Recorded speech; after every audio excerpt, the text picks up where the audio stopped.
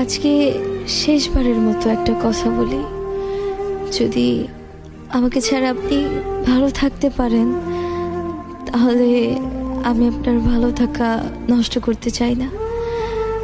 আমি জানি যে আমি মানুষটা খুব ভালো না, একটা কথা হয়তো ভালো করেই জানেন যে আমি আপনাকে কতটা ভালোবাসি। কোনোদিনও ভাবিনি যে আপনি এইভাবে আমাকে পর করে দিবেন। আমি তো আপনার থেকে কিছুই চাইনি, শুধু চেয়েছি আপনার ভালোবাসা। এত কিছুর পরেও যদি আপনার আমাকে ভালো না লাগায় তাহলে আর কিছু করার নেই, কিছু বলারও নেই।